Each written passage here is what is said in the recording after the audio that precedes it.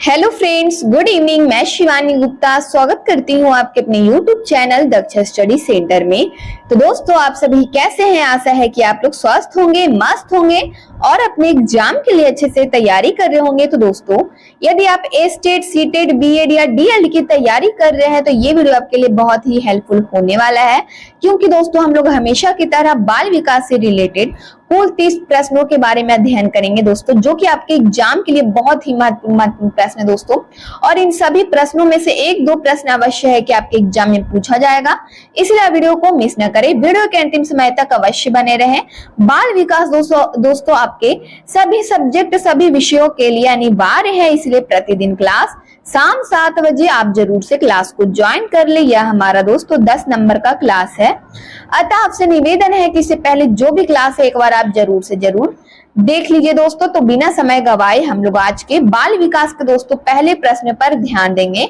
तो हमारा पहला प्रश्न है, वह मापनी जिसमें अंतराल के समस्त गुण के साथ परम शून्य भी हो दोस्तों कहलाती है। बताइए दोस्तों क्या कहलाती है? ए में है नामित मापनी कहलाती है, क्रम सूचक मापनी, अंतराल मापनी कहलाती है, या फिर अनुपात मापनी। तो बताइए इनमें से हमारा इसका आंसर क्या होगा कि वह मापनी जिसमें अंतराल के समस्त गुण के साथ परम शून्य भी हो। दोस्तों ध्यान दीजिएगा, हमारा क्या होगा इसका आंसर दोस्तों, बताइए अपने कमेंट बॉक्स में। तो अनुपात मापनी कहलाती है दोस्तों, हमारा डी ऑप्शन इसका आंसर हो जाएगा। अगले प्रश्न पर इसी प्रकार ध्यान दीजिएगा। फ्रॉइड के अनुसार हमारे मूल्यों का आंतरिकीकरण, ध्यान दीजिएगा, डॉट डॉट डॉट में होता है दोस्तों। बताइए इद्म में होता है, अहम में होता है, प्राहम में होता है, या परिस्थितियों में होता है? तो बताइए हमारा ब्लैंक्स की जगह पे निम्न में से क्या होगा दोस्तों। यदि आपको कोई भी प्रश्न का दोस्तों आंसर आ रहा है तो कमेंट बॉक्स में दोस्तों बताने में आप बिल्कुल से बिल्कुल देर ना करें, और दोस्तों कोशिश कीजिए कि आप प्रत्येक प्रश्न का आंसर आप अपने कमेंट बॉक्स में बताएं। तो इनमें से हमारा इसका आंसर क्या होगा? फ्रॉइड के अनुसार हमारे मूल्यों का आंतरिकीकरण दोस्तों प्राहम में होता है, हमारा सी ऑप्शन इसका आंसर है। अगला प्रश्न है, व्यवहारवादी डॉट डॉट डॉट ने कहा है, मुझे नवजात शिशु दे दो, मैं उसे डॉक्टर, वकील, चोर या जो चाहूं बना सकता हूं। तो बताइए दोस्तों किसने कहा है दोस्तों? ब्लैंक्स की जगह पे हमारा निम्न में से क्या होगा? फ्रीमैन, न्यूमैन, वॉटसन या होल्जिंगर। तो बताइए दोस्तों किसने कहा है कि मुझे नवजात शिशु दे दो, मैं उसे डॉक्टर, वकील, चोर या जो चाहूं बना सकता हूं। दोस्तों बहुत बार दोस्तों कई बार इस प्रश्न का आंसर मैं बता चुकी हूँ दोस्तों, तो कोशिश कीजिए दोस्तों कि इस प्रश्न का आंसर आप अपने कमेंट बॉक्स में बताएं, और वो भी दोस्तों सही होना चाहिए। तो बताइए जल्द से जल्द इनमें से हमारा क्या होगा। तो ध्यान दीजिएगा दोस्तों, व्यवहारवादी दोस्तों वॉटसन ने कहा है कि मुझे नवजात शिशु दे दो, मैं उसे डॉक्टर, वकील, चोर या जो चाहूं बना सकता हूं। अगला प्रश्न है, ध्यान दीजिएगा, ध्यान आकर्षित होने में डॉट डॉट डॉट की प्रमुख भूमिका होती है। दोस्तों बताइए किसकी प्रमुख भूमिका होती है? उद्दीपन की तीव्रता की, उद्दीपन की उदायता की प्रमुख भूमिका होती है, या फिर उद्दीपन की विश्वसनीयता की, उद्दीपन की सक्रियता की। तो बताइए इनमें से हमारा ब्लैंक्स की जगह पे निम्न में से क्या होगा? तो ध्यान दीजिएगा, हमारा ए ऑप्शन इसका आंसर हो जाएगा कि ध्यान आकर्षित होने में उद्दीपन की तीव्रता की प्रमुख भूमिका होती है। अगला प्रश्न है, ध्यान दीजिएगा प्रश्न की ओर दोस्तों, डॉट डॉट डॉट छात्र में रुचि उत्पन्न करने की कला है दोस्तों। बताइए शिक्षण छात्र में, सहानुभूति छात्र में, समदृष्टि छात्र में, या प्रेरणा छात्र में? तो बताइए हमारा ब्लैंक्स की जगह पे निम्न में से क्या होगा? तो इनमें से हमारा इसका आंसर हो जाएगा, ध्यान दीजिएगा ऑप्शन की ओर दोस्तों बारीकी से, हमारा डी ऑप्शन इसका आंसर हो जाएगा। क्या होगा? डी ऑप्शन की प्रेरणा छात्र में रुचि उत्पन्न करने की क्या दोस्तों एक प्रकार की कला है, हमारा प्रेरणा ब्लैंक्स की जगह पे निम्न में से क्या होगा दोस्तों? तो प्रेरणा इसका आंसर है। अगला प्रश्न है, ध्यान दीजिएगा और वीडियो के अंतिम समय तक अवश्य बने रहिए, ताकि दोस्तों आपके नजरों से एक भी प्रश्न ना छूटे और आप अपने एग्जाम के लिए अच्छे से प्रिपेयर हो सके। तो हमारा प्रश्न है, फ्रॉइड के अनुसार ग्रहण किए या सीखे हुए तथ्यों को धारण करने या पुनः स्मरण करने की असफलता को विस्मरण कहते हैं। बताइए दोस्तों, फ्रॉइड के अनुसार विस्मरण का अर्थ है किसी समय प्रत्ययन करने पर, ध्यान दीजिएगा, करने पर भी किसी पूर्व अनुभव का स्मरण करने या पहले की सीखी हुई किसी कार्य को करने की असफलता है। या फिर दोस्तों बताइए इनमें से हमको बताना है दोस्तों कि फ्रॉइड के अनुसार विस्मरण क्या है बताइए दोस्तों। सी में दे दिया है, ध्यान दीजिएगा। विस्मरण वह प्रवृत्ति है जिसके द्वारा दुखद अनुभवों को स्मृति से अलग कर दिया जाता है। डी में उपयुक्त में से कोई नहीं। तो बताइए दोस्तों, फ्रॉइड के अनुसार विस्मृति क्या है? तो ध्यान दीजिएगा, फ्रॉइड के अनुसार दोस्तों विस्मृति वह प्रवृत्ति है जिसके द्वारा दुखद अनुभवों को स्मृति से अलग कर दिया जाता है। तो हमारा इनमें से इसका आंसर हो जाएगा सी ऑप्शन। हमारा सी ऑप्शन इसका आंसर हो जाएगा। अगला प्रश्न है, ध्यान दीजिएगा प्रश्न की ओर। SOR किसके द्वारा प्रस्तावित किया गया है दोस्तों? बताइए, वॉटसन के द्वारा, कोफका द्वारा, कोहलर के द्वारा या गेस्टाल्टवादी मनोवैज्ञानिकों द्वारा? तो बताइए इनमें से हमारा इसका आंसर क्या होगा। ध्यान दीजिएगा प्रश्न की ओर कि SOR किसके द्वारा प्रस्तावित किया गया है दोस्तों। तो ध्यान दीजिएगा, हमारा इनमें से इसका आंसर हो जाएगा, ध्यान दीजिएगा दोस्तों, वुडवर्थ हमारा इसका आंसर हो जाएगा। अर्थात हमारा इनमें से कोई नहीं होगा दोस्तों, वुडवर्थ हो जाएगा। ध्यान दीजिएगा कि SOR दोस्तों, SOR किसके द्वारा प्रस्तावित किया गया है? तो वुडवर्थ के द्वारा प्रस्तावित किया गया है। इनमें से हमारा कोई नहीं इसका आंसर हो जाएगा। आंसर क्या होगा? तो वुडवर्थ होगा। अगला प्रश्न है, ध्यान दीजिएगा दोस्तों प्रश्न की ओर। ध्यान को केंद्रित करने की आंतरिक दशा क्या है दोस्तों? बताइए, अवधि है, नवीनता है, रुचि है या आकार है? तो बताइए इनमें से हमारा इसका आंसर क्या होगा कि ध्यान को केंद्रित करने की आंतरिक दशा दोस्तों इनमें से क्या है? तो रुचि है। हमारा सी ऑप्शन इसका आंसर है। अगला प्रश्न है, एक परिस्थिति में अर्जित ज्ञान का दूसरी परिस्थिति में उपयोग कहलाता है दोस्तों। बताइए क्या कहलाता है? सीखने की विधियां, सीखने में स्थानांतरण कहलाता है, सीखने में पठार या सीखने में रुचि? तो बताइए इनमें से हमारा इसका आंसर क्या होगा कि एक परिस्थिति में अर्जित ज्ञान का दूसरी परिस्थिति में उपयोग कहलाता है दोस्तों। उपयोग करना, ध्यान दीजिएगा, सीखने का में स्थानांतरण कहलाता है, सीखने में स्थानांतरण कहलाता है। अगला प्रश्न है, अनुभव द्वारा व्यवहार में परिवर्तन क्या कहलाता है? बताइए, स्मृति, सीखना, प्रेरणा, चिंतन? तो बताइए इनमें से हमारा इसका आंसर क्या होगा। तो ध्यान दीजिएगा दोस्तों, सीखना कहलाता है। हमारा बी ऑप्शन इसका आंसर है। अगला प्रश्न है, ध्यान दीजिएगा, सांख्यिकी में वह रेखा चित्र जिसमें आवृत्तियों को स्तंभों द्वारा प्रदर्शित किया जाता है कहलाता है दोस्तों। बताइए, स्तंभाकृत कहलाता है, आवृत्ति, बहुभुज कहलाता है, संचयी आवृत्ति या रेखा चित्र? तो बताइए इनमें से हमारा इसका आंसर क्या होगा दोस्तों कि सांख्यिकी में वह रेखा चित्र जिसमें आवृत्तियों को स्तंभों द्वारा दोस्तों प्रदर्शित किया जाता है क्या कहलाता है? तो ध्यान दीजिएगा, स्तंभाकृति कहलाता है। हमारा एप्पल इसका आंसर हो जाएगा। अगला प्रश्न है, विकास की किस अवस्था में बुद्धि का अधिकतम विकास होता है दोस्तों? बताइए, विकास की किस अवस्था में दोस्तों बुद्धि का अधिकतम विकास होता है? बाल्यावस्था में, या फिर ध्यान दीजिएगा शैशवावस्था की अवस्था में, किशोरावस्था या प्रौढ़ावस्था? तो इनमें से हमारा इसका आंसर क्या होगा? बताइए, विकास की दोस्तों किस अवस्था में बुद्धि का अधिकतम विकास होता है? तो किशोरावस्था में। ध्यान दीजिएगा, हमारा सी ऑप्शन इसका आंसर हो जाएगा, किशोरावस्था में।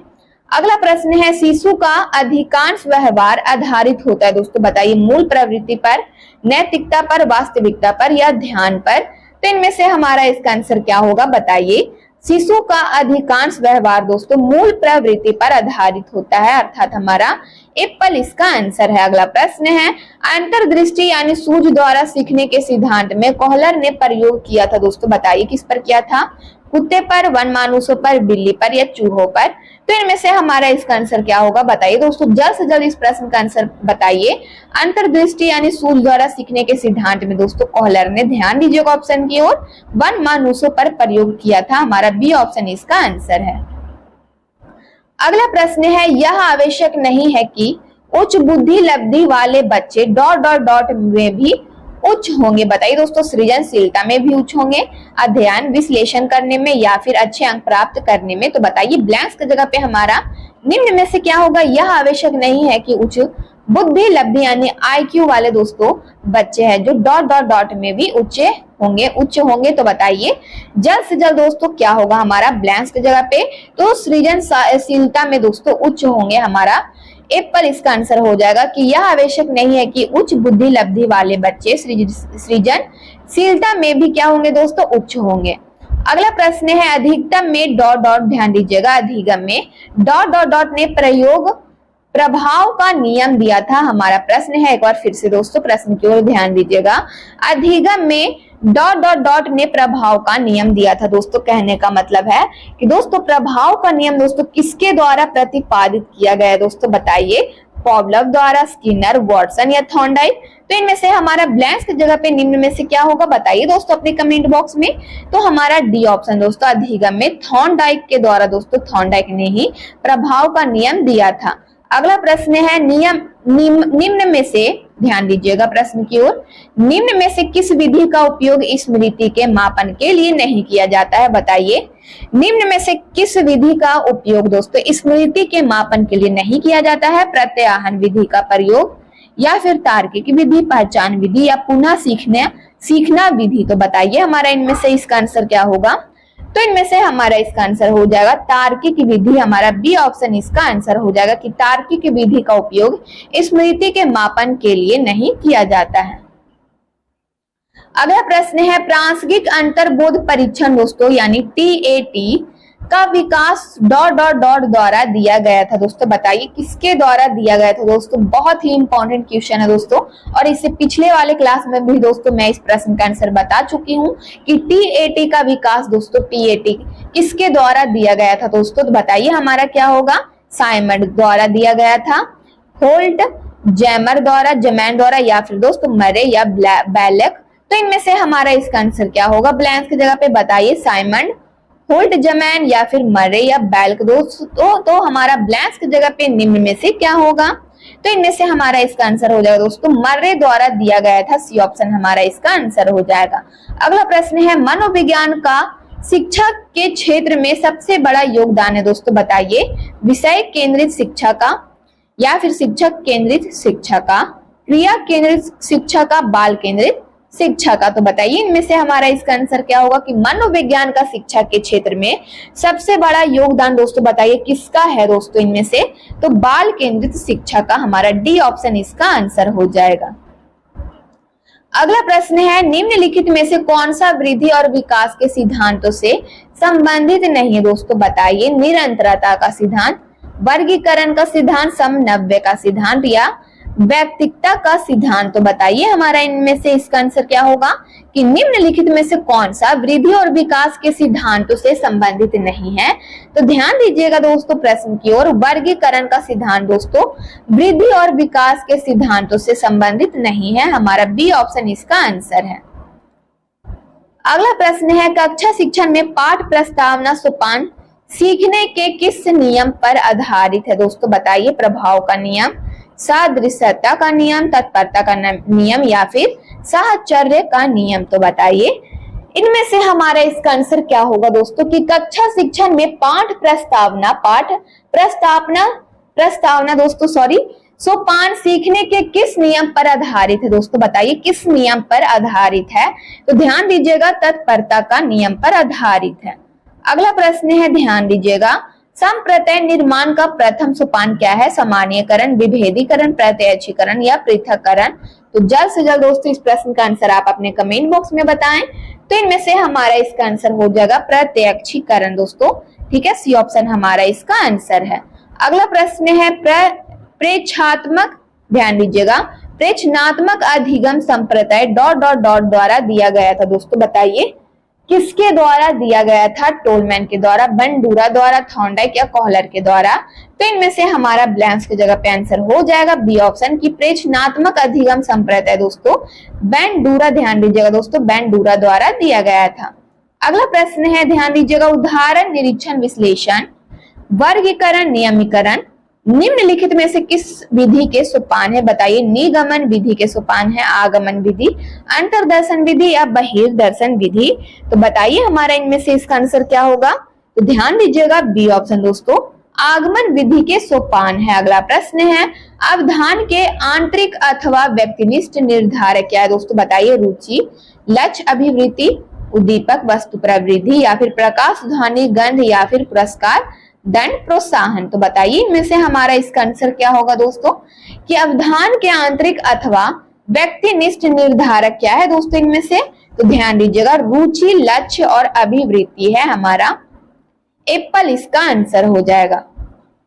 अगला प्रश्न है बाल मनोविज्ञान का क्षेत्र क्या है दोस्तों, बताइए। ए में है केवल शैशवावस्था की विशेषताओं का अध्ययन करना, बाल मनोविज्ञान का क्षेत्र है। बी में है केवल गर्भावस्था की विशेषताओं का अध्ययन, केवल बाल अवस्था की विशेषताओं का अध्ययन, या फिर गर्भावस्था से किशोरावस्था की विशेषताओं का अध्ययन करना। तो बताइए इनमें से हमारा इसका आंसर क्या होगा कि बाल मनोविज्ञान का क्षेत्र क्या है दोस्तों, तो गर्भावस्था से किशोरावस्था की विशेषताओं का अध्ययन करना दोस्तों, हमारा डी ऑप्शन इसका आंसर है। अगला प्रश्न है वह अवस्था जो कि माता के दोस्तों 210 गुणसूत्र जोड़े के अलग ना हो पाने के कारण होती है, क्या कहलाती है दोस्तों, बताइए।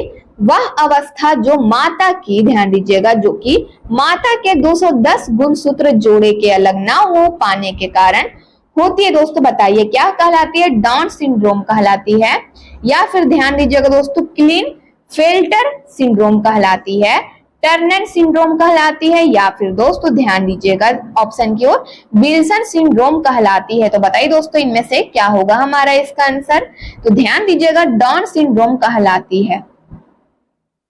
अगला प्रश्न है कोहलबर्ग के अनुसार किस अवस्था में नैतिकता ग्राहकार को द्वारा निर्धारित होती है दोस्तों, बताइए। पूर्व पारंपरिक अवस्था में, पारंपरिक अवस्था, पश्चात पारंपरिक अवस्था, या उपयुक्त में से कोई नहीं। तो बताइए इनमें से हमारा इसका आंसर क्या होगा दोस्तों, अपने कमेंट बॉक्स में ध्यान दीजिएगा।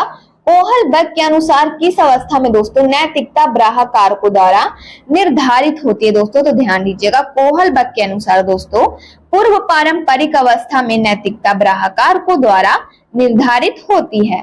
अगला प्रश्न है, ध्यान दीजिएगा प्रश्न की ओर, ध्यान दीजिएगा दोस्तों रिपीट क्वेश्चन है, एक बार फिर से प्रश्न की ओर ध्यान दीजिएगा कि कोहलबर्ग के अनुसार किस अवस्था में दोस्तों नैतिकता ग्राहक कारकों द्वारा निर्धारित होती है। पूर्व पारंपरिक अवस्था में, या फिर पारंपरिक अवस्था, पश्चात पारंपरिक अवस्था, या उपयुक्त में से कोई नहीं। तो इनमें से हमारा इसका आंसर क्या होगा, बताइए। ए ऑप्शन पूर्व पारंपरिक अवस्था में निर्धारित होती है। अगला प्रश्न है अंतर्मुखी, बहिर्मुखी तथा उभयमुखी व्यक्तित्व का वर्गीकरण डॉट डॉट डॉट द्वारा किया गया है दोस्तों, बताइए किसके द्वारा किया गया है। क्रेचनर द्वारा, यूंग द्वारा, सेल्डन द्वारा, या स्प्रेंजर द्वारा। तो बताइए ब्लैंक्स की जगह पे हमारा निम्न में से क्या होगा, तो इनमें से हमारा इसका आंसर हो जाएगा अंतर्मुखी, बहिर्मुखी तथा उभयमुखी व्यक्तित्व का वर्गीकरण यूंग द्वारा दोस्तों दिया गया है, अर्थात हमारा बी ऑप्शन इसका आंसर हो जाएगा। तो दोस्तों ये हमारा आज के बाल विकास का लास्ट प्रश्न था। यदि आप चैनल को पहली बार विजिट कर रहे हैं तो चैनल को बस सब्सक्राइब कर ले, बेल आइकन को ऑल में प्रेस कर ले दोस्तों, वीडियो को लाइक करना ना भूले, अपने स्टडी ग्रुप में जरूर से शेयर कर ले। कमेंट बॉक्स में आप लोग अपनी प्रतिक्रिया देते रहते हैं, इसके लिए दिल से धन्यवाद। मिलते हैं नेक्स्ट वीडियो में, तब तक के लिए स्वस्थ रहिए, मस्त रहिए। जय हिंद, जय भारत।